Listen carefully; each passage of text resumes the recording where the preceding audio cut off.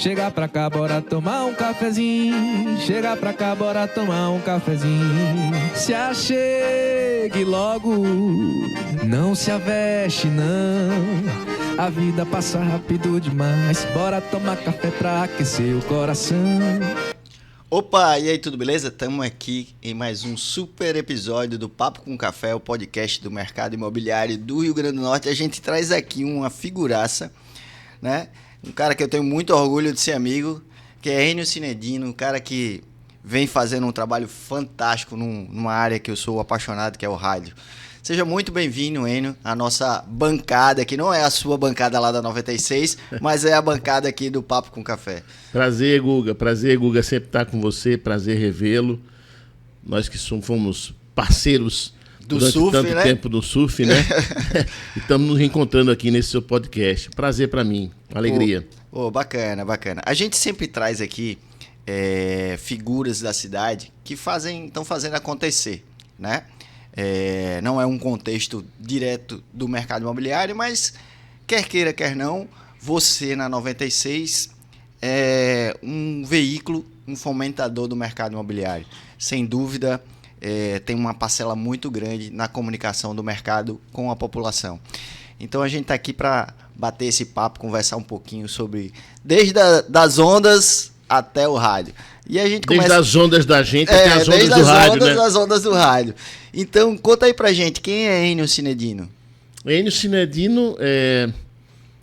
Cinedino começou como surfista, né? Começou a vida... Praticamente eu comecei a vida como surfista. Eu comecei a surfar com 15 anos de idade, 14, 15 anos de idade. Indo muito, né? Pra Baía Formosa, né? Muito pra Baía Formosa, depois muito pra Tabatinga. Mas, Guga, Enio Cinedino, mais do que surfista, é um trabalhador, né? É um trabalhador. Comecei a trabalhar em rádio muito cedo. Cinedino, meu tio, meu saudoso tio, ele trouxe aqui para Natal a primeira rádio FM, juntamente com Luiz Maria Alves. Os dois eram responsáveis pelos diários associados aqui, né? Que seu pai lembra muito bem. Sim, com certeza. E os diários associados eram a Rádio Poti, Diário de Natal e aquele dominical Poti.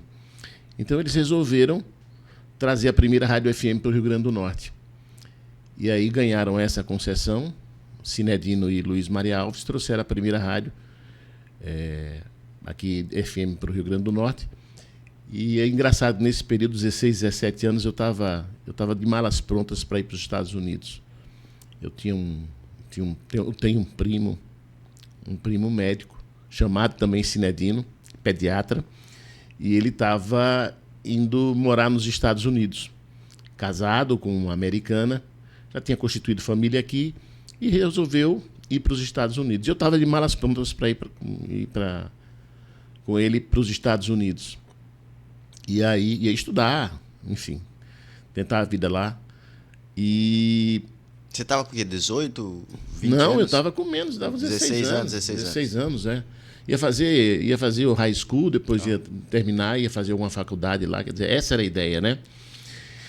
E aí, Cinedino, minha mãe desesperada, porque, obviamente, a mãe, né, fica muito o filho assim, né? Se apartar do filho e muito ressabiada do que eu ia encontrar lá, né? E aí, Cinedino sempre muito presente na minha vida. Cinedino, como eu digo para todo mundo, sempre foi um segundo pai para mim. E aí ele foi conversar comigo e disse: você está querendo ir para os Estados Unidos? Tudo bem, dou todo o apoio e tal. Mas tem uma novidade aí. Eu disse: qual é a novidade? Ele sabia que eu gostava muito de música, curtia muita música. Uhum. E eles têm uma novidade aí. A gente conseguiu uma concessão de rádio FM e está inaugurando no final desse ano. E aí eu disse: se você quiser, né? É um veículo de comunicação novo, FM e tal. E eu conheci um pouco do FM porque... Às vezes eu viajava, eu ficava ouvindo aquele FM, aquele sonzão limpo, né? No rádio, né? Aí no Rio, São Paulo. E aí eu disse... Bem, resumindo, eu desfiz minhas malas e resolvi ficar. E aí comecei. juntamente com o Cinedino. A rádio começou a operar em dezembro de 81, né? Caramba. Teve aquela fase experimental, né? Que ela entrou mais ou menos em agosto, setembro. Aí ela ficou alguns meses aí naquela fase experimental e ela começou a funcionar mesmo oficialmente em dezembro de 81. E de 81 para cá eu não saí mais do rádio. Incrível como o rádio ele foi o veículo de comunicação que mais se adaptou aos dias de hoje, né? Essa Isso. Comunicação da internet, Isso. essa coisa. O rádio criou imagem, né? Virou tela também, né? Também. Então, assim, essa integração. Eu me lembro como se fosse hoje, ainda na AM, quando teve aquela época dos terremotos aqui em Natal. Sim. Eu só dormia com o rádio ligado. Eu sempre fui um apaixonado por rádio. Só um parentezinho aqui. Meu avô tinha aqueles rádios... A válvula, né? Valvulado. E aí a gente jantava, isso no interior, lá em Cruzeiro, quando ia passar férias. Meu avô trabalhava na mina. Aí quando ele vinha, né? Só sentava na mesa quem sabia comer de garfo e faca. Meu avô era muito cheio de como é que chama? De 9 horas, né? Tinha as manias dele. E aí depois do jantar, ele vinha pro rádio, ligava pra Hora do Brasil, ele ficava escutando e todos os netos ficavam sentados ao redor e ele ia, a cada notícia, ele ia comentando o que é que tinha sido falado no rádio. Então, assim, já fui me apaixonando pelo rádio ali, né? E eu me lembro como se fosse hoje, um dia que deu um terremoto de madrugada, era o locutor dizendo: ei, gente, tá tendo terremoto, mas fique todo mundo calmo, não sei o quê, o cara aperreado. Então, é aquela coisa do instantâneo. Né? Que era o X de hoje, o Instagram, isso, né? Então, assim... Isso. E o rádio foi se adaptando muito mais rápido do que a televisão, né? É incrível quando a gente faz um anúncio no rádio de um imóvel e tudo, que o telefone toca no mesmo segundo, né? Então, assim, essa comunicação não perdeu. Eu sou um cara que tô no rádio, 24 horas eu tô no rádio. Essa é uma característica do veículo, né? Do veículo rádio, né? É instantaneidade, né? É incrível. Aconteceu aqui, o mundo sabe. Aconteceu. E isso que você está falando é verdade. Com relação ao rádio, dos veículos de comunicação de massa, eu costumo dizer que o rádio foi o que se apropriou mais inteligentemente, mais rapidamente dessa mudança que estava por vir, né? Do advento das redes sociais. Porque você vê, num primeiro momento, a mídia impressa quis confrontar a chamada mídia social, né? Inclusive, fizeram algumas... Os offlines bateram de frente, né? Isso, batiam de frente. Então, você vê várias e várias associações de impressos no Brasil e até no mundo fazendo campanhas para dizer que só quem tinha autoridade para fazer análise, para fazer matéria, para dar a notícia, era a mídia impressa, né? Quer dizer, eles queriam aquilo como monopólio, né? E aquilo já não existia mais, né? Porque com o advento das redes sociais, cada pessoa, cada habitante do planeta se tornou um analista de si mesmo, né? Então, isso. Não tinha como censurar. E então, eu acho que a mídia impressa foi, num primeiro momento, confrontar as chamadas redes sociais. Deu no que deu. Você vê, a mídia impressa hoje está numa situação realmente muito difícil, né? Hoje já existe uma geração que não concebe o impresso, que eu falo, aquele impresso no jornal, o papel, né? A televisão, como você disse, demorou muito para acordar para essa nova realidade, né? Você vê, hoje em dia não, a televisão já flexibilizou mais um pouco. Mas assim, os canais abertos, na minha percepção, os canais abertos, eles perderam muito, porque assim, ficou... A TV hoje ela tem uma força no segmentado, né? Sim. Quer dizer, no canal do esporte, no canal de diversão, de filme, né? Tudo isso, eu acho que ele... Então, assim, a televisão... porque é o seguinte, a televisão, que antes era a joia da coroa, né? Era a verdade absoluta. Era a verdade absoluta, assim. Eu lembro que eu, na época da faculdade, fazendo faculdade de jornalismo, 90% dos alunos, 90% dos meus colegas, meus contemporâneos de faculdade, de comunicação social e jornalismo, eles queriam trabalhar na televisão. Porque, indiscutivelmente, na época, era o veículo mais charmoso, era o veículo mais sedutor. Cara, você vai aparecer na televisão. Quer dizer, seu pai, sua mãe, a sua rua, a cidade inteira vai reconhecer você na rua. Porque tinha essa possibilidade de você aparecer na tela, na telinha, o áudio e o vídeo, né? Sim. E agora, é como você disse, isso agora, esse monopólio acabou, né? Com o advento das redes sociais, com o YouTube, com o streaming, com tudo isso, aí você vê que hoje você já não monopoliza a imagem, né?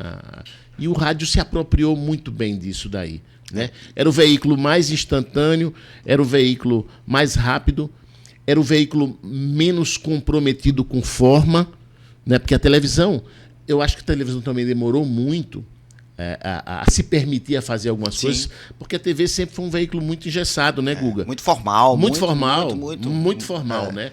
Então agora é que a TV está começando a se permitir algumas coisas. E o rádio não. O rádio se apropriou muito bem das redes sociais, começou pelo Twitter, começou pelo Facebook, e agora as rádios estão no YouTube aí, com som e com imagem. E incrível, porque eu lembro, assim, minha referência de infância, né? Ou eu estava em Natal ou eu estava em Cruzeta. Cruzeta é o interior do Rio Grande do Norte, uma cidadezinha pequenininha ali, né? Uhum. Que tá bem pertinho de sangrar o açude. A gente tá contando os dias aí para sangrar, falta 30 e poucos centímetros. Então, a comunicação em Cruzeta era feita por duas maneiras. Pelo rádio, duas maneiras assim, mais rápidas. Pelo rádio e pelo ônibus. Chegava um ônibus por dia vindo de Natal. Ele chegava às 8 horas. Então, quando ele chegava na cidade, vinha todo mundo correndo na praça, igual aquele filme da Ilha da Fantasia, tu lembra? Chegou o avião, o Tatu ia correndo e tal. Lembro. Então ia a galera correndo atrás, quando o ônibus parava na praça, o motorista do ônibus descia e já ia dando as notícias do que estava acontecendo na capital. Uhum. E as pessoas que iam descendo, iam trazendo as notícias de família, de tudo isso, chegava o correio pelo ônibus, então assim, era o momento da cidade receber informação. E o outro momento era o rádio, né? Porque, assim, quem ia receber a carta, o cara já tinha postado essa carta há uns 10 dias atrás, tinha ido para uma agência do correio, não sei o que, uma seleção para poder chegar no ônibus, para poder chegar em Cruzeta. E o rádio dizia assim, pô, aconteceu isso, foi eleito fulano, o prefeito disse isso, o governador falou aquilo, né? Então, assim, essa coisa continuou, né? De uma maneira, hoje, cada vez mais forte. E essa interação que existia no rádio quando o telefone ficou mais acessível, o rádio já conseguiu fazer essa interação, né? Esse relacionamento com as pessoas. Sem dúvida. E era aquela coisa fantástica. Pô, o locutor falou meu nome no rádio, né? Quando chegou a FM, eu lembro do pioneirismo da 96, quando trouxe para lá o programa do Joãozinho, que era o Opeste Surf News, que trouxe o nosso esporte para a população, porque muita gente não tinha acesso ao surf, sempre achou que era um esporte extremamente marginalizado, e hoje a gente vê, tem um amigo meu que nem é da área, ontem disse, pô, passei a madrugada assistindo o campeonato lá na Austrália, né? Então, assim, poxa, que bacana essa força que o rádio tem. Mas como é que vocês conseguem estar nessa vanguarda sempre? Enio, como é que você consegue estar... Porque hoje, se a gente analisar, vocês, com toda essa evolução, com tudo isso aí, a Rádio 96, ela é um diferencial. E eu acredito que não só para Natal, para o Nordeste, né? Se a gente for olhar para o Brasil. Que a gente tem São Paulo como um grande referência. É verdade. Assim, eu acho que a gente está sempre observando o mercado de comunicação, né? A gente trabalha com comunicação e mais que nunca a gente tem que estar sempre observando, né? Eu acho que essa tendência da rádio virar multiplataforma, como é hoje, os Estados Unidos, que é a nossa referência, né, a nível de radiodifusão, enfim, já vinha sinalizando com isso, né? Não só com relação a tornar a rádio multiplataforma, mas tornar um veículo mais presente no dia a dia das pessoas. Só para você ter uma ideia, hoje nos Estados Unidos existem rádios só para bairros, né? A segmentação dos Estados Unidos chegou a esse nível.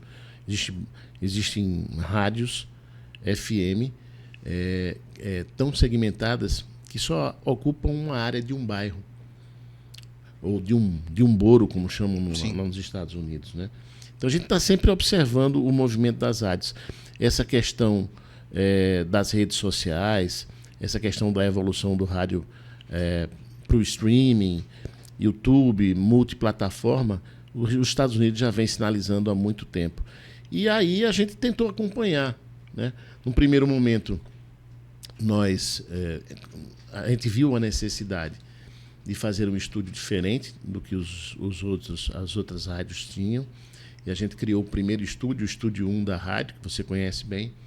A gente criou um novo estúdio de um projeto de uma rádio americana. Que já surpreendeu de cara, assim, quando a gente chegou, né? Quem é o primeiro e o segundo. Surpreendeu de cara. Eu acho que ali foi um grande divisor de águas para as rádios do Nordeste, né? Porque até então só existia uma rádio que tinha um estúdio com uma proposta parecida, que era a Rádio Jovem Pan de São Paulo, né?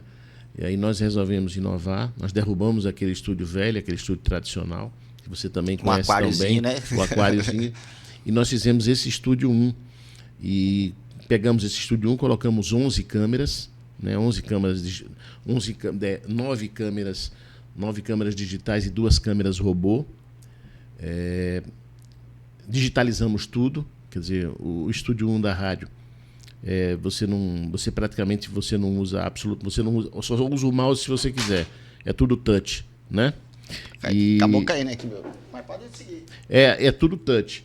E aí quando a gente imaginou que a gente tinha feito um estúdio, esse estúdio realmente meio que virou uma referência, porque vieram rádios do Brasil inteiro para dar uma olhada nesse estúdio, né?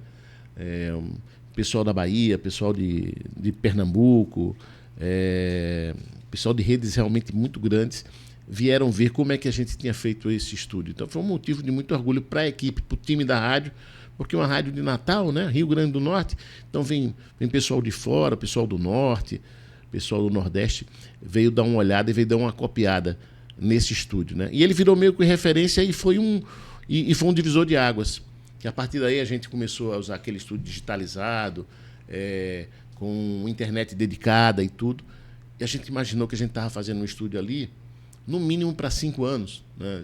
Poxa, e foi muito rápido, né? Você fez o segundo já. Estamos fazendo um estúdio aí, e esse estúdio aí, moderno desse jeito, a gente vai segurar pelo menos uns 5 anos, e ele ainda vai continuar sendo vanguarda. Mais ou menos de um ano depois a gente viu que o estúdio estava pequeno, as coisas evoluíram de uma forma muito rápida, e a gente teve que construir um outro estúdio, né? Que é o estúdio. Nós continuamos com o estúdio 1, né? E tivemos que construir um estúdio 2. E esse estúdio 2 aí, você sabe, foi realmente um estúdio grandioso. Não, sem dúvida. É um estúdio que, mais uma vez, que virou uma referência. É um estúdio que não faz a referência desse estúdio, só para você ter uma ideia, quando a gente foi buscar alguns engenheiros para fazer esse estúdio de fazer luz, som, iluminação e tal, não sei o que, vocês estão fazendo um estúdio aqui que não faz inveja a nenhuma emissora de televisão no Nordeste. É verdade. Então, o nosso estúdio realmente é um estúdio de ponta. E aí eu acho que é exatamente isso. A gente está sempre investindo, está sempre buscando coisas novas, né?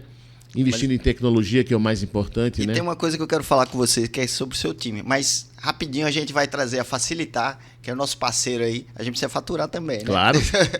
Traz aí a Facilitar, doutor Mário. Tá beleza? Show.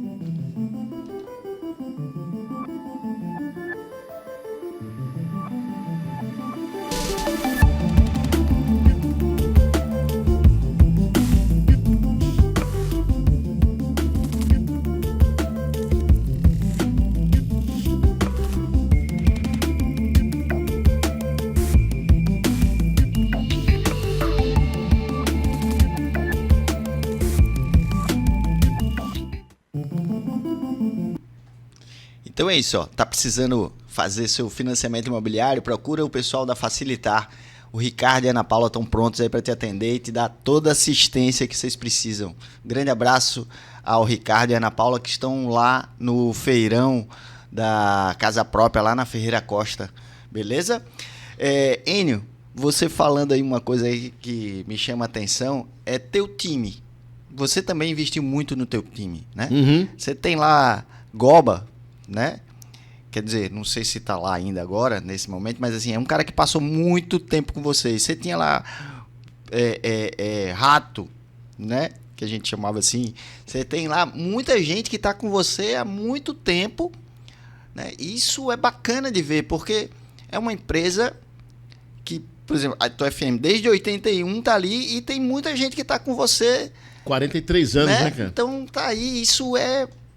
Poxa, isso é acho que é uma demonstração de que tua empresa é uma empresa que também não só está procurando investir em equipamento, ela investe também na relação com as pessoas. Na né? relação com as pessoas, investe no seu time, investe no seu pessoal, né? O que a gente assim, tem uma característica muito interessante com relação a 96 FM, é o seguinte, as pessoas que trabalham e que trabalharam lá, tem uma relação afetiva muito grande com a 96 FM. Por exemplo, esses dois profissionais que você falou aí. Hoje o Goba trabalha com a empresa de açaí do irmão dele, Joca Júnior, né?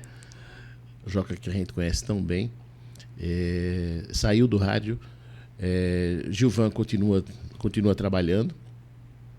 Mas essas pessoas passaram muito tempo na rádio. Foram formadas pela rádio, pela 96 FM, né? Já existe uma geração mais nova dentro da rádio, principalmente por causa dessas mudanças. O grande Guiba, que está lá há um tempão, né? Guiba. Aí a gente vê, tem alguns dinossauros na rádio, né? Vamos começar por Bill Boy, né? Bill Boy, caramba. Bill Boy, que até hoje é o cara responsável por toda essa parte técnica da emissora, né? Então, o Bill Boy já está lá com a gente há anos e anos e anos. E aí vem os comunicadores, vem Silvio Henrique, vem Guiba Melo, né? Tantos que realmente já estão na rádio há muito tempo. Então, assim, as pessoas criam essa relação afetiva com a rádio e elas costumam dizer que o ambiente de trabalho na 96 FM é muito legal. Quase... É um ambiente familiar, né? Então, assim, eu acho que isso é o ponto principal. Mais do que valorizar a tecnologia, mais que valorizar a técnica, a gente valoriza o relacionamento, né? Uhum. Entre o nosso time. E a gente criou um time realmente, e uma coisa que me dá muito orgulho, me dá muita alegria, criou mais do que um time harmônico, criou um time vencedor. Então, esses caras, quando chegam lá na rádio, eles se doam muito na rádio, né? Principalmente, uma coisa interessante, Guga, é que esse momento de transição aí, esse momento de redescoberta do rádio, a gente teve que submeter a algumas mudanças, a gente teve que voltar a estudar para entender algumas coisas, até porque a nossa geração ainda é analógica. Né? É verdade. A nossa geração é toda analógica. Então, o que a gente está fazendo aqui, o que você está fazendo aqui agora, é você descobrindo um novo momento. Rapaz, essa geração nova do mercado imobiliário, ela está numa tecnologia assim, muito avançada. E a minha luta diária de estar próximo, de me relacionar com essa... E é exatamente isso. Não só a gente está redescobrindo uma forma de comunicar, como a gente tem que se integrar a essa nova forma de comunicar, né? Então, o time todo, mesmo os mais antigos, mesmo os que já têm um tempão na emissora, estão se redescobrindo, né? Tanto na forma de comunicar, como de se integrar a essa nova realidade mundial, né, cara? É verdade. E uma coisa interessante, que eu falo, quando eu falo que a gente é analógico, na época da gente, a gente também não é tão velho assim, né? Não. Mas a mudança foi tão grande. Cara, eu vou fazer 55. E eu vou fazer 60. Então, assim. Viveu a mesma época. Então, assim, aí quando a gente tem que ter a noção exata de que esse novo momento que a gente está vivendo, a gente tem que se redescobrir. a gente tem que voltar a estudar, a gente tem que voltar a pesquisar, né? A gente tem que voltar, tem que usar esse olhar, que a gente sempre teve um olhar muito crítico em relação às coisas, né? A gente tem que se voltar para isso daí e reaprender a fazer algumas coisas. Mas sabe uma vantagem que a gente tem dessa galera agora aí? É que a gente não...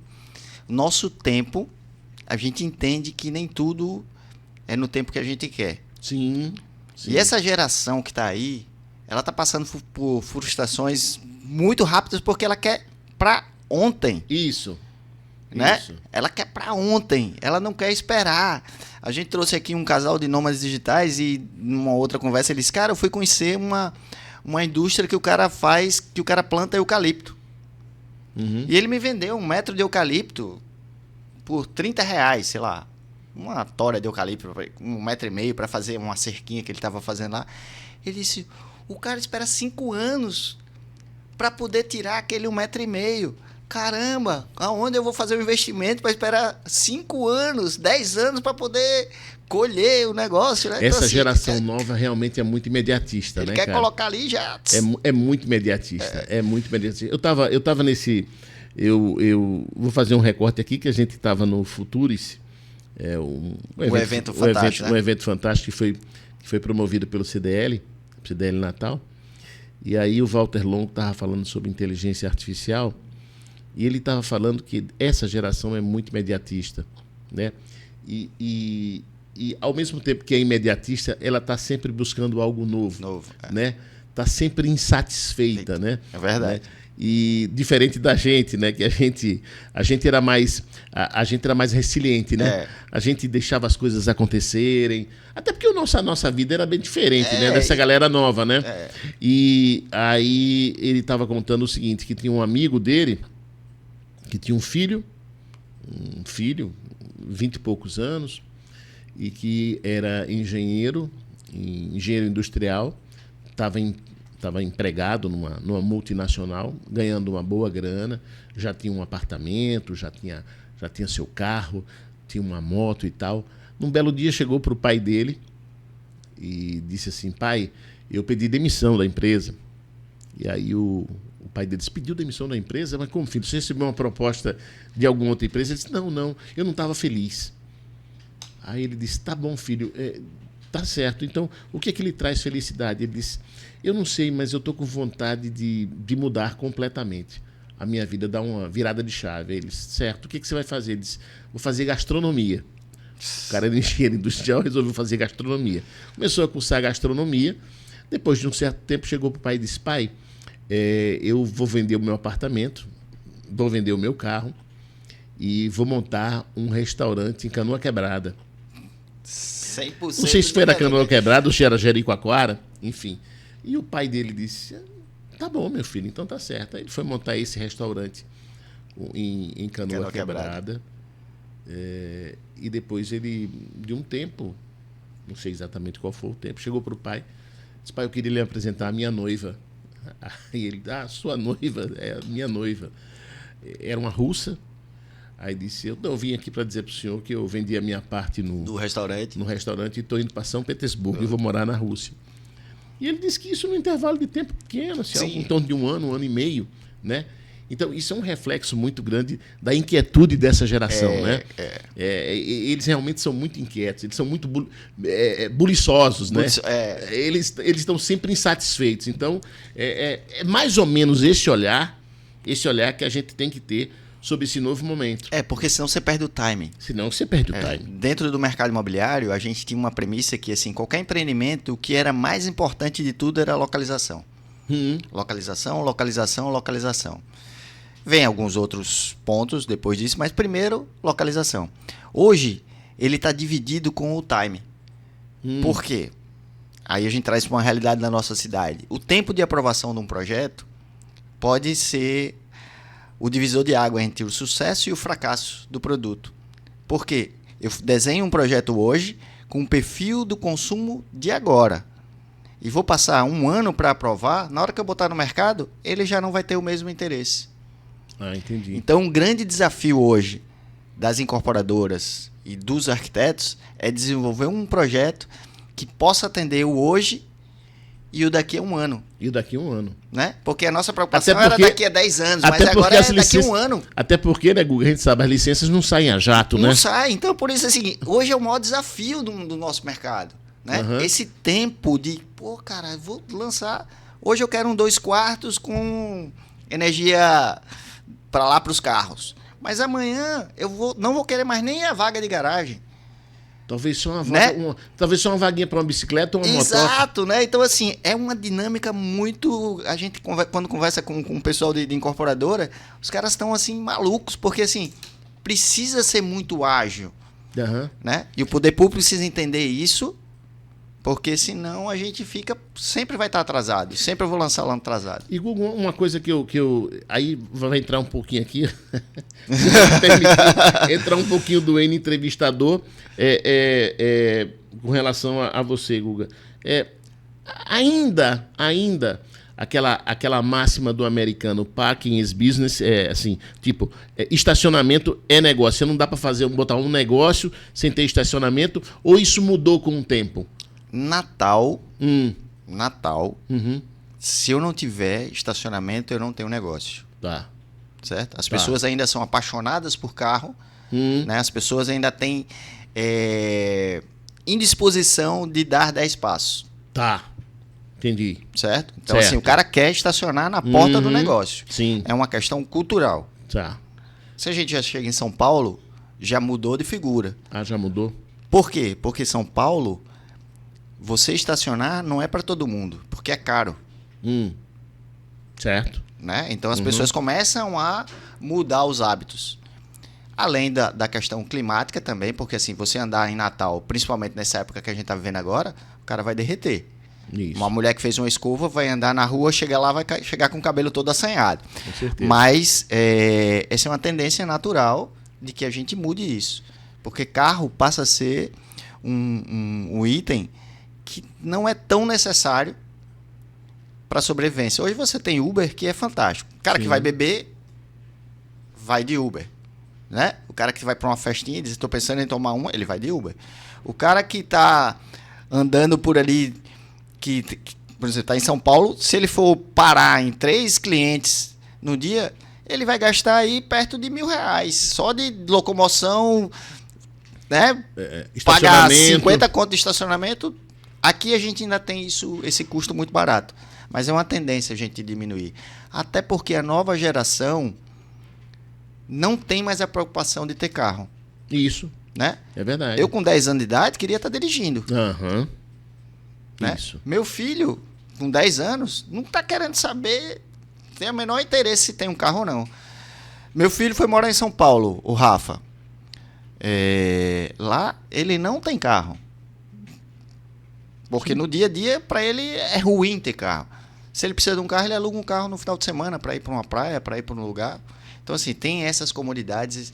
O compartilhamento vem assumindo uma posição muito forte nessa nova geração, né? Tá se aprendendo a compartilhar.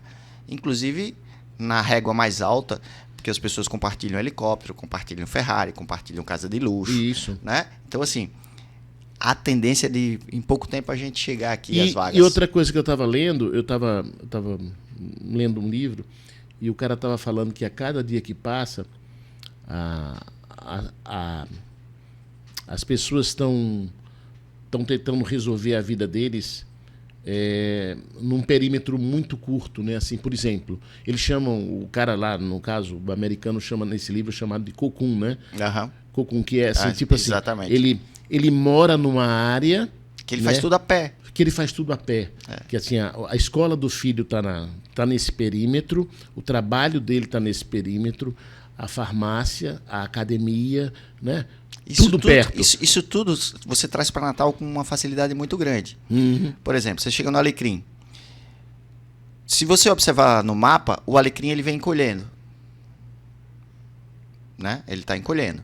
Por quê? Porque onde tem moradia ainda e comércio, o bairro pulsa. Tá. A Ribeira não tem mais residência. Sim. Então, assim, por que eu vou sair de Ponta Negra para ir na Ribeira, numa loja lá? Eu vou Claro. porque eu vou na Ribeira se eu quiser ir comprar um material de pesca porque tem lá, Sim. né? Uma coisa muito específica. Sim. Certo? Capimacio e Petrópolis hoje são os bairros que mais desenvolveram. Capimacio, eu coloco Ponta Negra e Capimacio. Ponta Negra você faz tudo a pé. Uhum. Você vai no restaurante, você vai na praia, você vai na academia, Você vai no vai supermercado. nos mercados. Então você faz tudo a pé. Uhum. Capimacio, você também já tem essa infraestrutura de bairro que cada vez consolida mais.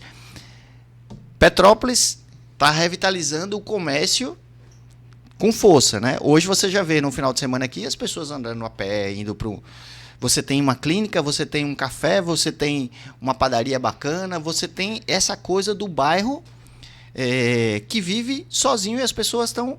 Bairro vivo, né? Aqui ainda se usa muito o carro por conta do comodismo. O cara Sim. vai andar 5 minutos ali, Sim, ele vai. Mas sim. assim, ele já pode fazer isso a pé. A pé. Né? E essa é uma tendência mundial. Exatamente em função de que é caro você se locomover de carro, demora um tempo, então você faz tudo ali perto. Escola, hospitais, supermercado, né? Esses serviços no bairro acontecem. E se a gente olhar hoje, por exemplo, Extremóis foi a cidade que mais cresceu no Rio Grande do Norte. É uma das cidades que mais cresceu no Brasil, em termos de população. Você anda no centro de Extremóis, é o Alecrim há 20 anos atrás. É o centro da cidade há 30 anos atrás.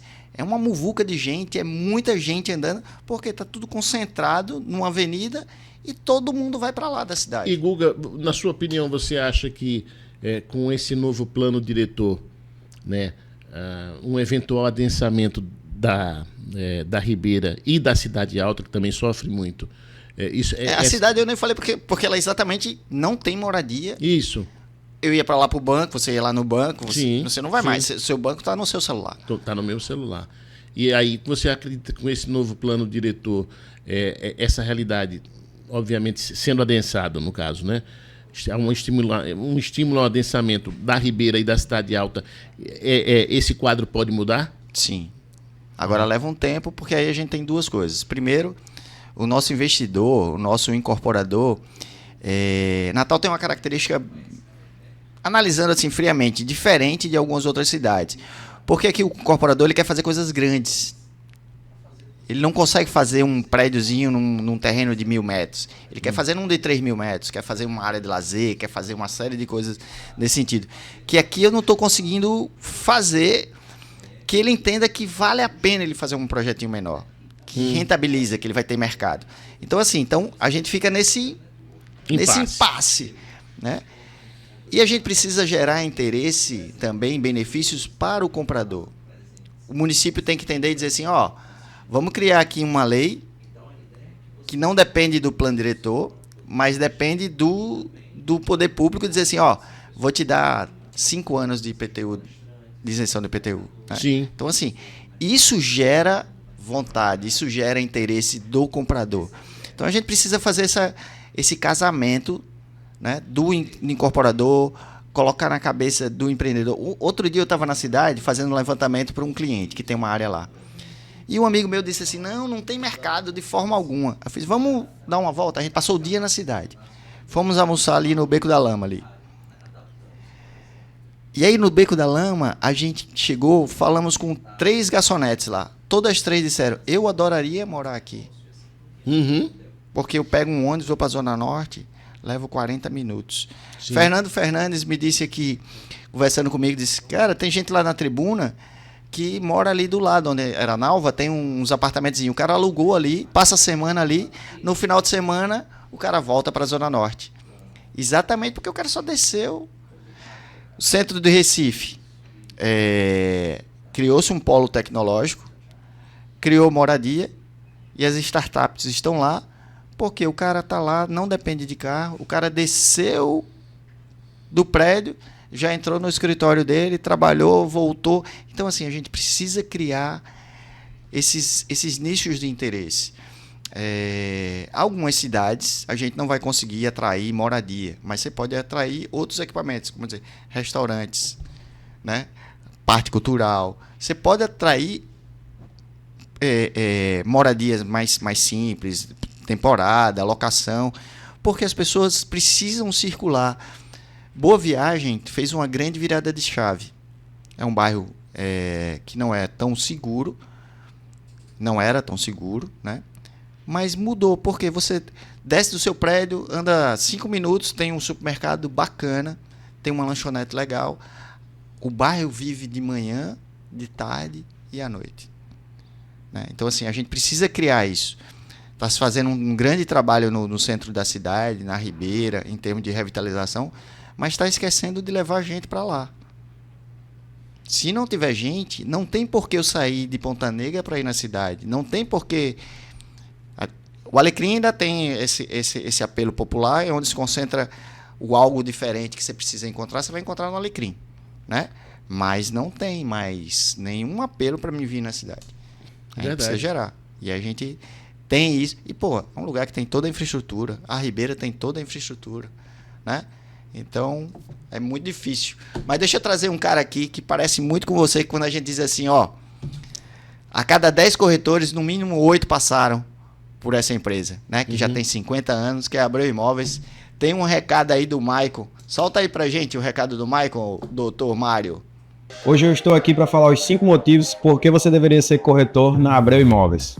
Primeiro ponto, temos o maior volume de produtos do estado, seja de imóveis prontos, novos das construtoras ou lançamentos, para atender o seu cliente. Ponto 2. Somos a única imobiliária do RN que temos uma central de atendimento, que busca atender o cliente o quanto antes e dar todo o suporte a você, corretor. Ponto 3. Temos uma infraestrutura completa para melhor atender o seu cliente. Recepção, salas de reunião, um departamento jurídico e até um amplo estacionamento para a comodidade do seu cliente. Ponto 4. A tecnologia ao seu favor. Diversos sistemas e ferramentas exclusivas para agilizar e otimizar o seu trabalho. Ponto 5. Somos a única imobiliária do RN com um sistema de pagadoria. Com isso, a comissão cai direto na sua conta assim que o cliente realiza o pagamento, de forma ágil e transparente. Além desses 5 pontos que eu te falei, tem vários outros. Quer saber mais? Vem aqui tomar um café com a gente.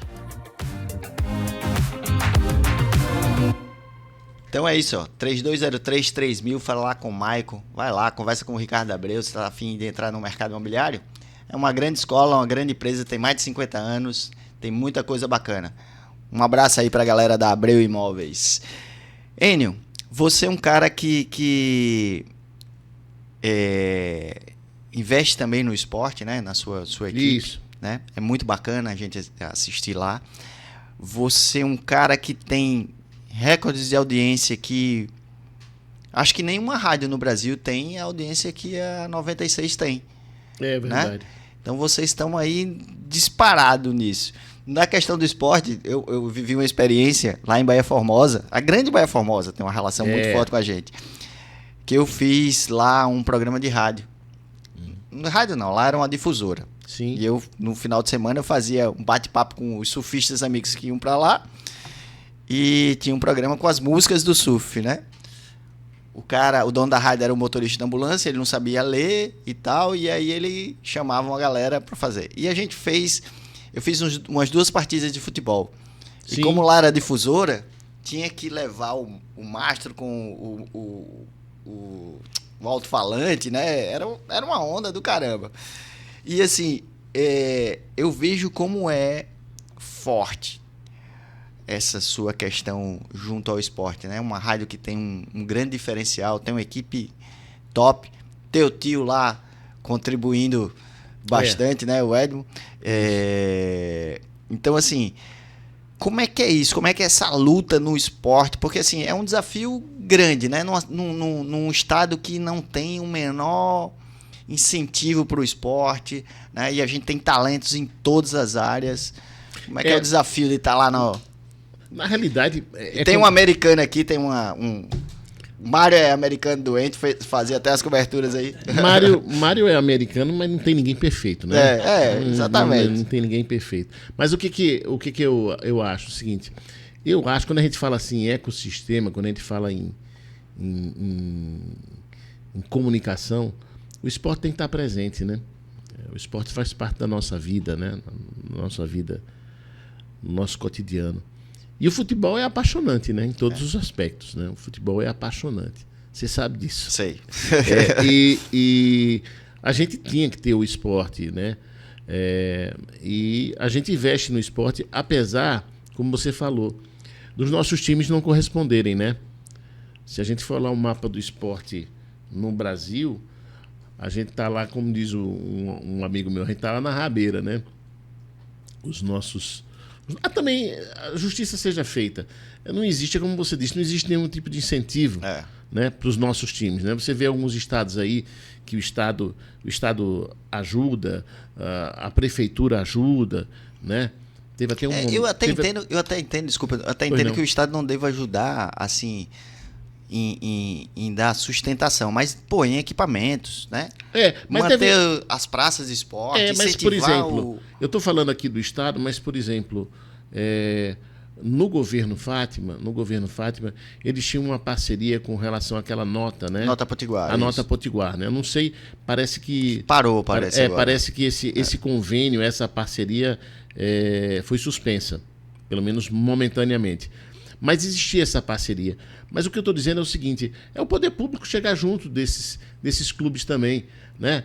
Para ajudá-los a investir um pouco no seu elenco, no seu time e tal, porque o futebol, como eu disse, o futebol é apaixonante, o futebol é além fronteiras, né? Então, quando você tem um time, já tivemos a oportunidade de ver o América na Série A, já tivemos a oportunidade de ver o ABC saindo da Série C, indo para a Série B. Quer dizer, ganha uma certa relevância, né? Quando você tem um time de futebol da sua cidade que está disputando um campeonato importante. Então, assim... com a quantidade de sócios que eles... A quantidade de sócios... Né? Então, tudo isso gera uma visibilidade muito boa. Não só para o time de futebol, como para o próprio Estado, né? O próprio Estado é visitado e revisitado várias vezes. Na época que o América estava na Série A, os caras vinham aqui e faziam matéria de Natal, faziam matéria do Rio Grande do Norte, mesma coisa do ABC na Série B e tal. Mas hoje, infelizmente, a nossa realidade não é essa. Hoje você vê, o nosso ABC está na Série C e o América está na Série D. Né? Então, mas é exatamente isso. E o mercado publicitário também. O mercado publicitário tem uma visão um pouco... preconceituosa com relação ao esporte. Verdade, a gente sente isso muito forte aqui, né?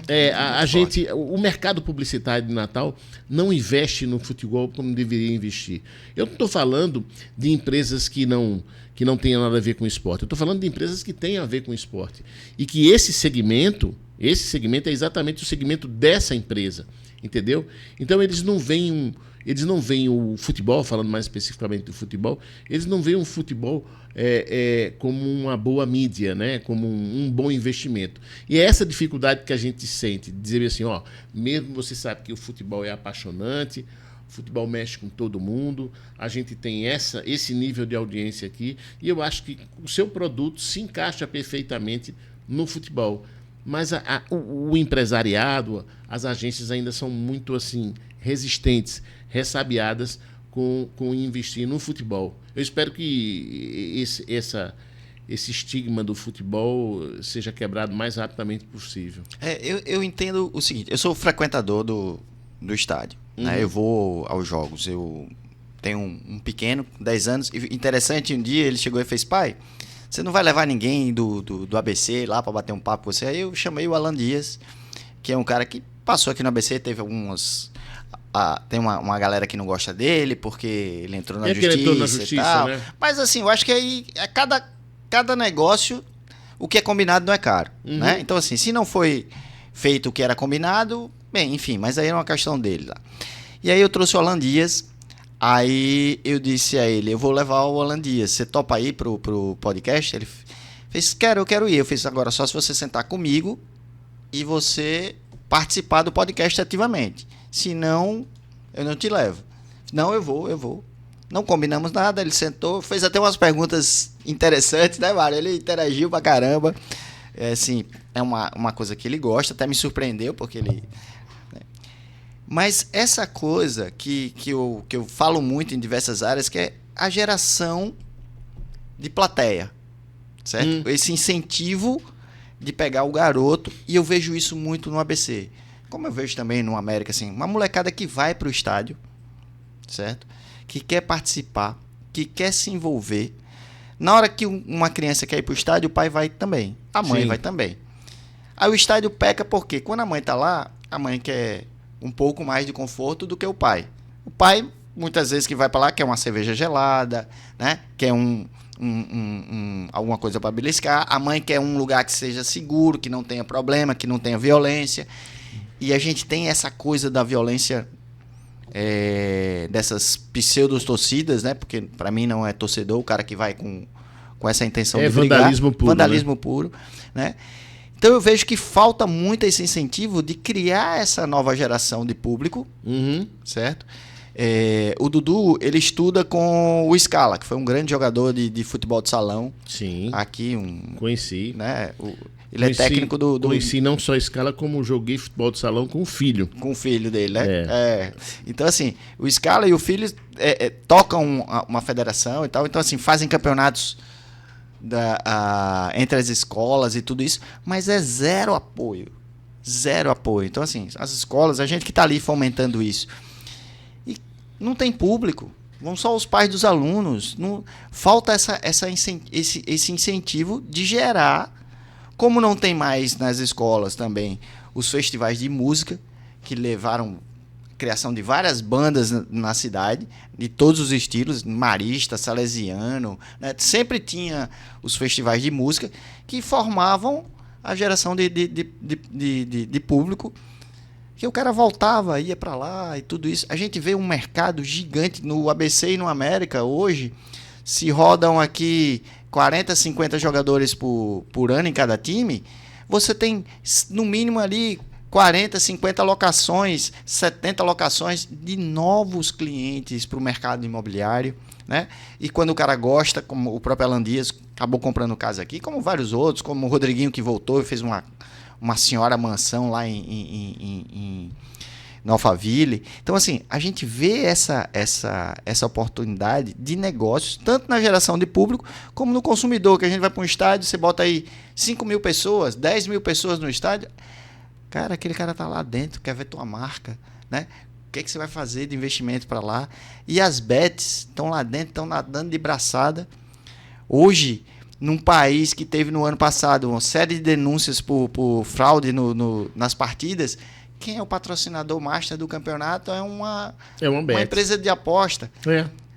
Que eu acho que é justo ela estar ali, porque o cliente dela está lá. Sim. Entendeu? Não é porque ela existe que existiu a pilantragem. Claro. A pilantragem existiu porque todo brasileiro quer, entre aspas, quer se dar bem. Então, assim, o que você está colocando é muito forte, da gente não ter essa visão positiva do esporte. O surf que a gente tem, Jadson André, Ítalo Ferreira, né?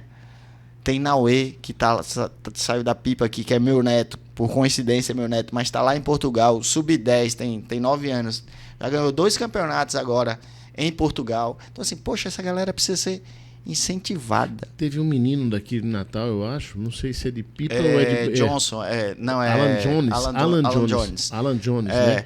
Campeão... também é um desses sub aí, né? Isso. Sub-15, salvo engano. E ele foi campeão aí. Na realidade, o Rio Grande do Norte sempre foi um celeiro de bons surfistas, né? A gente raça, né? Porque ninguém... E na raça. A gente começou com o Felipe Dantas, né? Felipe Dantas que rompeu... o Felipe Dantas é o rato, no caso. Isso. Saiu daqui e foi surfar...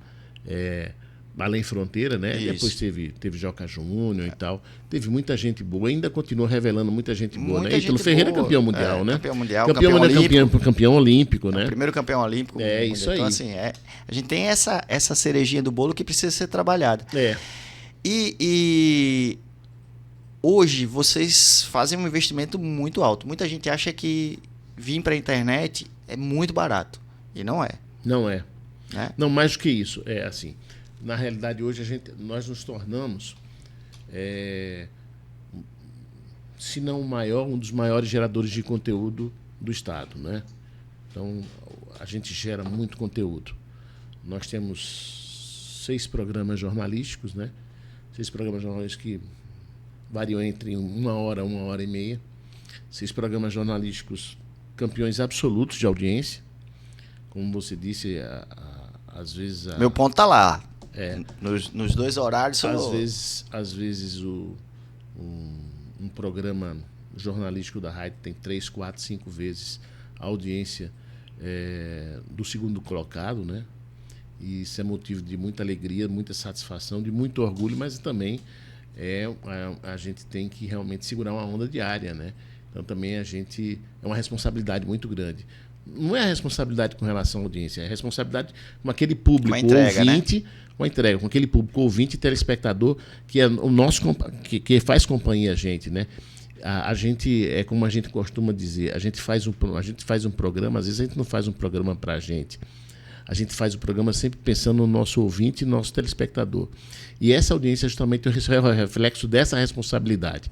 A gente tenta fazer um programa que agrade o nosso ouvinte e o nosso telespectador. Quer dizer, a nossa entrega tem que ser a melhor possível. E é uma responsabilidade muito grande fazer jornalismo desse jeito. Porque você vê o país polarizado do jeito que está. Mas você tem um cara que nem sempre eu concordo com algumas coisas que ele coloca, mas hoje, na minha concepção, eu, Gustavo, considero o melhor jornalista do Rio Grande do Norte na atualidade, que é Dinarte Assunção.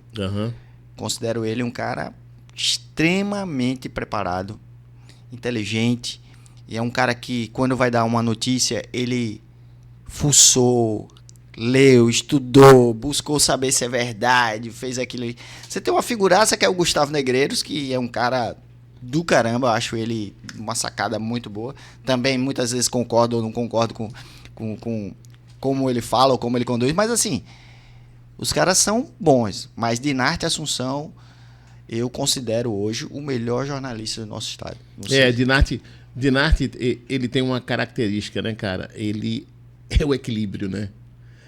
Você vê, ele é uma pessoa que ele dá uma opinião, né? Às vezes você até não concorda com ele, né? Mas ele dá aquela opinião alicerçada em argumentos, em bons argumentos. Exato, né? exato. É como você disse, ele não fala por falar, né? Quando ele vai dar uma opinião sobre alguma coisa, ele já pesquisou, ele já prospectou, ele já fuçou, ele já foi buscar documento, enfim. Então, assim, eu costumo dizer assim que ali na rádio você tem figuras como o Bruno Giovanni, né, BG. Hoje para mim, foi uma grata surpresa da evolução de Bruno Giovanni, que eu conheço, sempre foi um figuraça, sempre foi um cara muito antenado, um cara muito bem relacionado, né? Mas Bruno hoje é um cara, como você na bancada, você comanda muito bem o jornal. Faz uma grande diferença quando você não está na bancada ou quando o Bruno não está na bancada.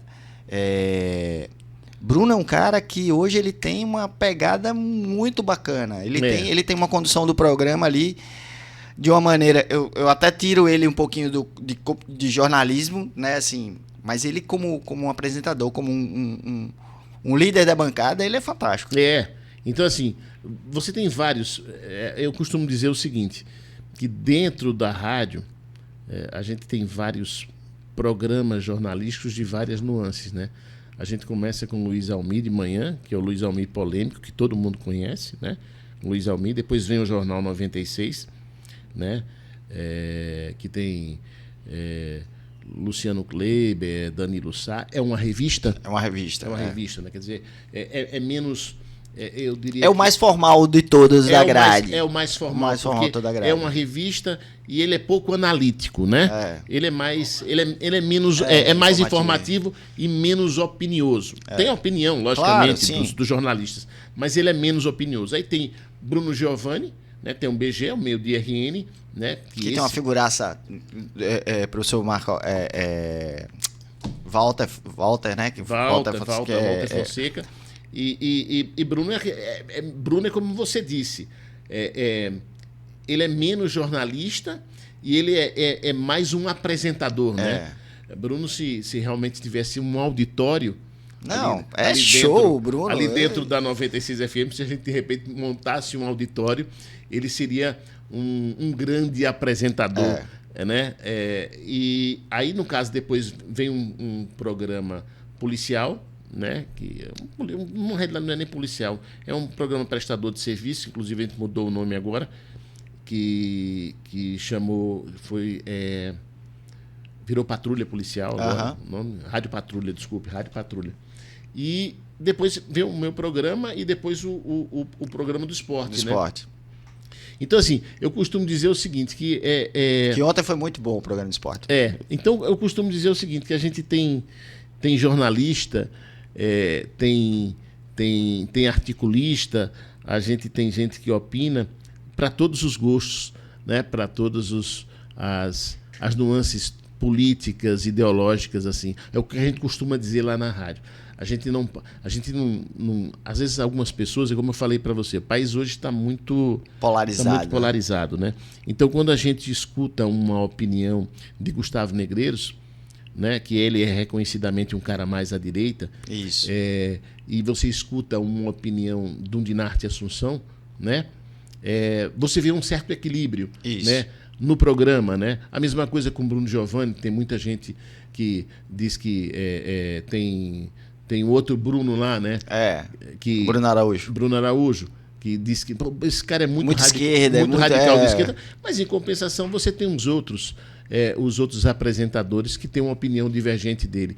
Então, o próprio Walter, né? Aí sempre vai lá Bahia, Renato Bahia. Exatamente. Tem, o próprio, tem Luiz Henrique também, Luiz que está sempre na que bancada. É muito bom, né? Então, assim, eu acho que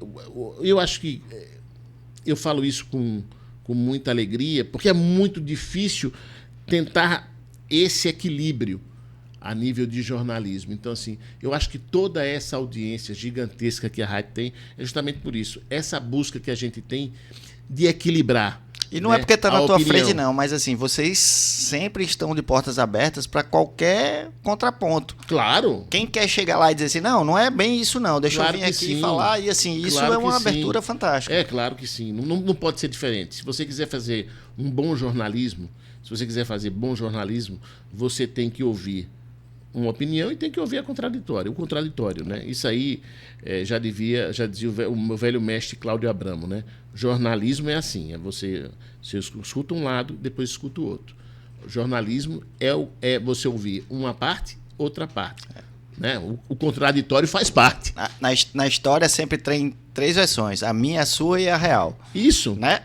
Então assim, a gente está sempre com o microfone aberto, mas sempre, eu acho que para fazer bom jornalismo, para ter um recall, para ter um respaldo como esse da 96 FM tem, porque eu acho que a gente está meio que no caminho certo, entendeu? Dando vez e voz ao ponto e ao contraponto. É basicamente isso. É isso aí. Olha lá, se é bom, então é favorito, né? Traz aí o favorito pra gente aí.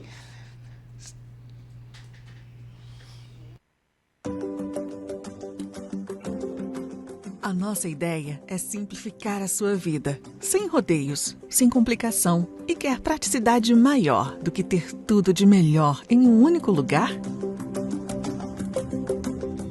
Não é à toa que o Favorito é a melhor escolha quando se trata de excelência e variedade. Hortifruti fresquinho é no Favorito. O pão fresquinho com aquele sabor que te abraça por dentro é no Favorito. A fruta mais suculenta, o corte de carne perfeito, a sobremesa que arranca elogios de toda a família é no Favorito. No final do dia, nosso maior prazer é ver o sorriso de satisfação de quem compra conosco, sabendo que oferecemos não apenas produtos, mas confiança, respeito e comprometimento.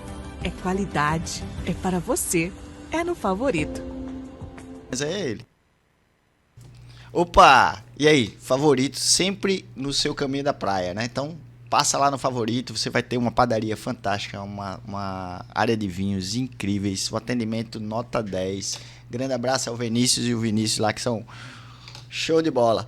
Vamos falar um pouquinho de Carnatal? Você é um cara que você é um cara apaixonado por Natal e se envolveu nesses grandes eventos. E o Carnatal é um evento, não sei se hoje ainda, porque eu estou um pouco distante disso, mas assim, sempre foi um evento muito importante para a economia da cidade. Uhum. Né? E se tornou o maior carnaval fora de época do país. Né? Natal sempre teve esse atrativo, sempre trouxe... Todo mundo queria vir para...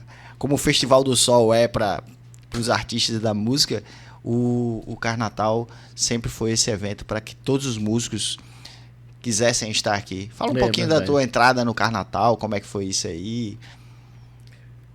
Carnatal surgiu de uma viagem. Só para dar uma contextualizada, eu fui durante muito tempo, participei ativamente do Carnatal, né? Desde o seu surgimento. Depois eu me afastei um pouco do Carnatal. Ainda sou sócio do pessoal da Destaque Promoções, a Vila Folia, né? Nós somos sócios ainda da Vila Folia, que hoje, inclusive, aquele espaço lá está à venda. Só para aproveitar aqui o momento imobiliário. E a gente teve ontem apresentando o espaço da frente, então quem sabe a gente não pode fazer a coisa toda agora. Ele casou bem aqui a conversa. Exatamente. Então, que foi um espaço icônico na vida. São quantos mil metros ali? São 4 hectares. 4 hectares. E aí, a Vila Folia foi palco de grandes momentos, né, na história do show business de Natal, né? Indiscutivelmente, os maiores shows que Natal, que eu falo, grande Natal, né? Muitos casamentos começaram ali e terminaram ali. Exatamente. E aí eu ainda sou sócio da Vila Folia. Hoje a Vila Folia nós estamos sem fazer shows, sem fazer eventos. Como eu falei, é um equipamento que está à venda, né? Nós colocamos à venda. Mas eu comecei no Carnatal, foi a convite dos meus sócios, né? Paulinho, Gustavo, Roberto e Ricardo. E aí eu ainda reputo o Carnatal como uma das maiores festas do Brasil, né? O Carnatal passou por algumas mudanças, o pessoal da Destaque vendeu a marca Carnatal para um outro grupo, mas eu ainda reputo o Carnatal como uma das maiores festas do Brasil, né? Ao longo desses anos, aí, mais de 30 anos de Carnatal, ele foi passando por algumas mudanças e se adequando a uma realidade, né? Eu acho que o ápice do Carnatal foi quando era um evento de rua. Sim. O Carnatal, você lembra quando veio para a arena, mas naquele percurso. Porque assim, quando você começou na Praça Cívica, né? Começou na Praça Cívica, exatamente. Passou 2 ou 3 anos na Praça Cívica. Depois foi ali para a área do Machadão, né? Que hoje é a Arena das Dunas. E aí, o que eu observo? A mudança ao longo dos anos, né? Então, assim, eu acho que o ápice do Carnatal, o grande momento do Carnatal, o momento em que a cidade inteira, né, vivia, respirava o Carnatal, uma semana, 15 dias antes, foi quando o Carnaval, o evento era na rua. Aí sim. Os prédios viravam camarotes, tudo, né? Era todo mundo se envolvia de um jeito. Quer dizer, e você se programava, as famílias, né, se programavam para o Carnatal. Mesmo aquelas pessoas que não tinham dinheiro para comprar o abadá, elas iam para a rua para fazer a sua festa. Para a famosa pipoca, né? Para a famosa pipoca fazer a sua festa, né?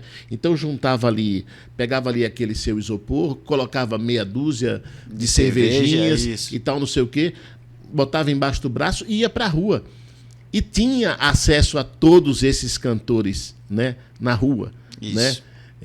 A gente sabe que tinha uma mega estrutura, tinha corredora folia, tinha camarotes e tal, não sei o quê. Mas o povo estava integrado à festa, o povo se divertia, o povo curtia. Né? Era uma festa que mobilizava a cidade inteira. Democrática, né? Democrática, extremamente democrática. Com o passar do tempo, ela ficou restrita ali, aquela área, né? De uma certa forma, afastou um pouco a população. Mas ela foi, com o passar do tempo, se reinventando, né? Então, eu acho que o futuro do Carnatal, eu imagino o futuro do Carnatal, vai estar presente sempre o trio elétrico, mas eu acho que o futuro do Carnatal, e eu acho que é isso que os idealizadores do Carnatal hoje estão pensando, é ser um grande festival, entendeu? Sair um pouco daquela história do trio elétrico, com o pessoal e se tornar um grande festival, sem tirar, obviamente, o trio elétrico, né, porque tem muita gente ainda que curte. A música baiana para um evento como esse ainda faz um efeito muito grande, né? Faz muito sentido, mas eu acho que a ideia dos novos donos do Carnatal, né? Dos novos proprietários do Carnatal, é tornar o Carnatal um grande evento. Mas, indiscutivelmente, tornar um grande festival de música. Porque aí vem a diversidade, vem a questão da diversidade, vem um tipo de música. Por exemplo, porque tem alguns tipos de música que hoje são uma realidade no país, como tipo funk. O sertanejo ganhando uma presença muito forte. O sertanejo ganhando uma presença muito grande, né? Tem alguns tipos de música, alguns estilos musicais que não dão muito para um trio elétrico. Mas o palco funciona muito bem, cabe muito bem. E eu acho que essas experiências eles já estão fazendo, e eu acho assim que é um caminho meio sem volta. Eu acho que a tendência é que o Carnatal se torne um grande festival de música ali, pontuado por aqueles blocos mais tradicionais, né? Tipo Bel, Ivete, Claudinha. Mas é exatamente isso que eu imagino. Mas, indiscutivelmente, ainda é uma grande festa para a cidade e ainda acho um dos grandes eventos do Brasil. Enio, 96 FM é uma empresa familiar. Isso. Como é que é trabalhar com teu filho, cara, que tá aí com você lá, o Eninho? É um prazer, né, cara? É um prazer, é uma alegria. Tá com ele todo dia, tá com ele... Dividindo as... Dividindo as alegrias, dividindo os problemas, né? Ele é um cara bem centrado, né? Assim, eu vejo assim, bem centrado no... Eu tenho pouco contato com ele, mas toda vez que eu vejo ele tá compenetrado, ele tá ali focado para fazer as coisas acontecerem. Né? Ele é um cara muito bem relacionado, né? Assim, graças a Deus, ele tem uma gama de amigos muito grande, ele é muito bem relacionado, ele tem uma capilaridade muito grande, né? As pessoas gostam dele, dizem que ele é 10 vezes mais simpático do que eu. Eu sempre vejo ele lá no ABC, lá na... sempre tá lá. Sempre tá lá no ABC e tal. Surfou como a gente durante muito tempo, né? Gosta de futebol. Então, assim... E te deu um grande presente, né? Me deu um grande presente, que foi a minha primeira neta, Maitê. E tá grávido de novo. Parabéns. Vai vir um outro neto aí. E minha filha, Ana Luísa, que me deu um outro presente, que foi a Olivia, né? Tá com 2 meses, Olivia. Caramba, então, que massa. Do dia pra noite eu virei um vovozão, né? Então, já tô com 2 netas aí, tá vindo o 3º neto. Então, assim, a gente chega a um determinado momento da vida que a gente só tem que agradecer, né, cara? Ter gratidão por chegar inteiro, por estar produzindo, por estar trabalhando e para ver os filhos mais ou menos encaminhados na vida. É só gratidão. Eu costumo dizer o seguinte, que Deus já me deu muito mais do que eu merecia. Então, se eu sou muito grato por aquilo que eu tenho, por isso mesmo que todo dia que eu me levanto, eu faço aquela oração e agradeço a Deus. Maravilha, é isso. E o que é 96 amanhã? A 96 amanhã, nem eu sei. A 96 amanhã, a busca do time é constante por aperfeiçoamento, por estar sempre na frente, né? Não só tecnologicamente, como estar na frente nas ações, estar na frente no empreender, na comunicação. Então, assim, a 96 está sempre a reboque do futuro, né? Então, como a gente sabe que o futuro ninguém sabe hoje mais que nunca... Sabe, né, que vai acontecer daqui a 5 minutos? Daqui a 5 minutos, né? As coisas estão mudando assim. Eu lembro que nós que somos, eu gosto de dizer isso, nós que somos analógicos, a gente dizia assim, a tendência. Quando a gente dizia a tendência, remontava aí 2, 3, 4, 5 anos, né? Hoje em dia a tendência é, como você falou, fração de segundos. É fração de segundos. Então, a gente realmente não sabe. A 96 FM vai procurar estar sempre à frente. Mas tá pronta. Tá pronta. Chegou a hora da pergunta do milhão, que é a pergunta nossa aqui. Enio Cinedino, o que é que você não pode deixar de falar aí nos microfones do Papo com Café? O que eu não posso deixar de falar é, primeiro, cara, fazer um registro do meu tio Cinedino, né? Que é minha referência de homem, de pessoa, de profissional. Como eu falei para você, é meu segundo pai.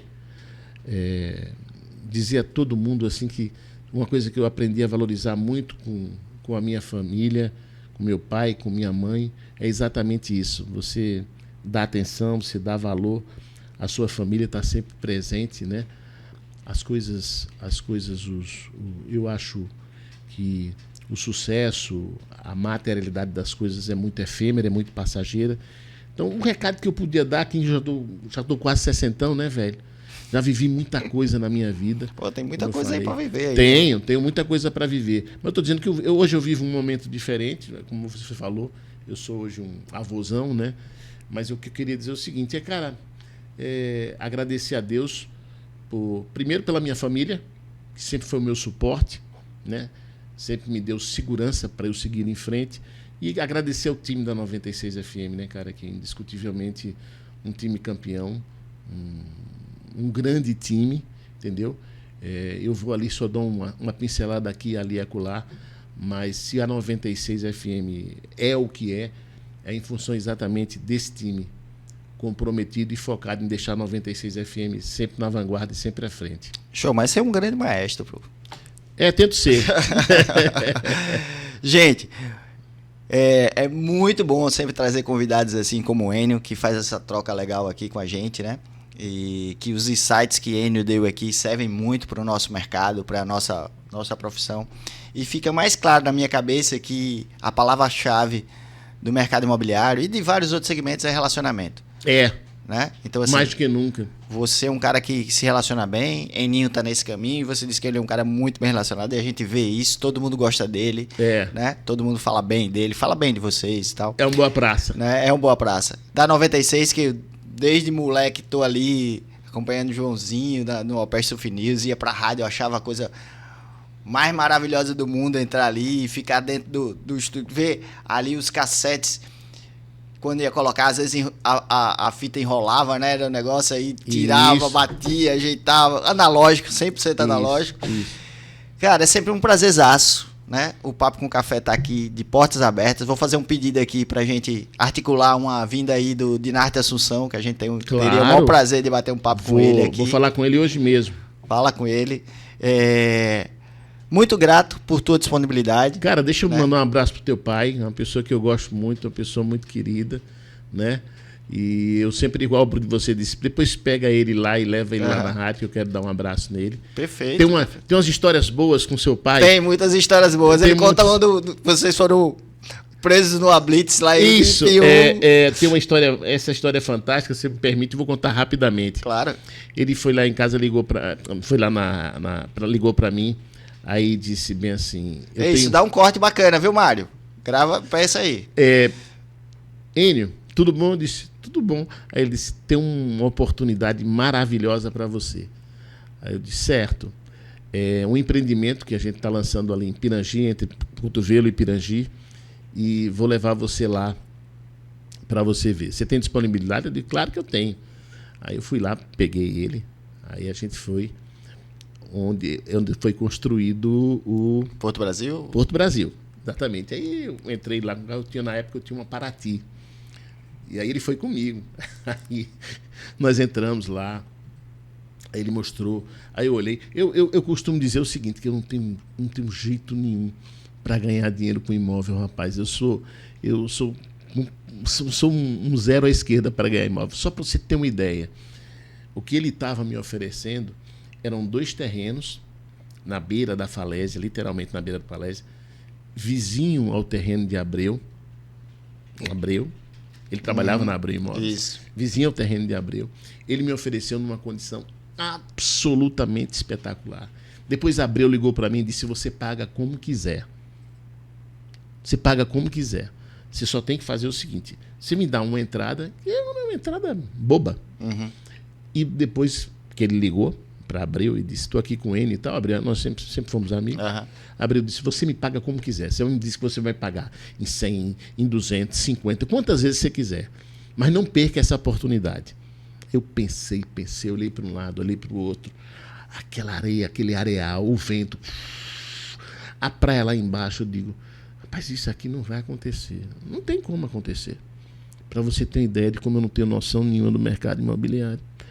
Aí a gente não vai voltar. Ele disse, tá, eu disse, eu vou pensar. Aí Só fazer um parênteses aqui.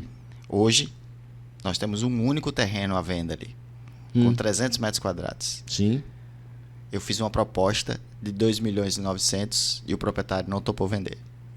Pois é. Esse terreno podia ser meu, né? Aí quando a gente tá voltando, uma blitz. Aí o cara manda eu parar. Aí o cara olha assim o documento e diz, o documento tá atrasado. Eu sei lá, eu não tinha pago uma ou duas prestações do IPVA. O documento tá parado. Ou o documento tá atrasado. Eu disse, certo, o carro vai ter que ficar. Eu disse, mas vai ter que ficar por quê? Eu não posso levar o carro, vocês... Não, o carro vai ter que ficar. Bem, resumindo, seu pai, uma pessoa extremamente educada, muito cordata lá, tentando articular a soltura do carro com o guarda lá, e eu resolvi discutir com o tenente, rapaz. E eu comecei uma discussão com o tenente, e seu pai conversando com o guarda fazia, calma, tenente. Enio, por favor, calma. Por favor, Enio, calma, por favor, calma. Ele estava com medo de ser preso. Resumindo, o tenente deu voz de prisão pra gente.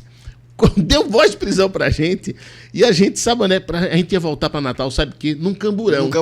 Imagina a cena aí. Bem, resumindo, a gente conseguiu voltar no carro, né? Com um motorista, um policial dirigindo, e a gente conseguiu voltar no carro. E até hoje, Milton, quando manda alguma mensagem para mim, ele sempre cita essa ele história. fala bem assim, diz bem assim, e aí, e a prisão? Quase que a gente era preso, não sei o que. Ele conta essa história todo dia. E é uma figuraça, eu queria sempre só lembrar, porque quando eu falo em Cinedino, eu me lembro de algumas pessoas próximas a ele e tal, e Milton é uma pessoa que é muito querida, e eu queria mandar um abraço para ele. Vou marcar uma visita com ele lá para você. Valeu. Beleza? Gente, foi aqui um papo super agradável, né? Espero que vocês também curtam. Aí vocês podem curtir, dar like, compartilhar, porque assim, o Papo com Café precisa do teu engajamento para a gente conseguir se manter no ar, né? Trazendo pessoas assim como o Enio. Show de bola, fiquem aí com Deus e até a próxima. Valeu! Chega pra cá, bora tomar um cafezinho. Chega pra cá, bora tomar um cafezinho.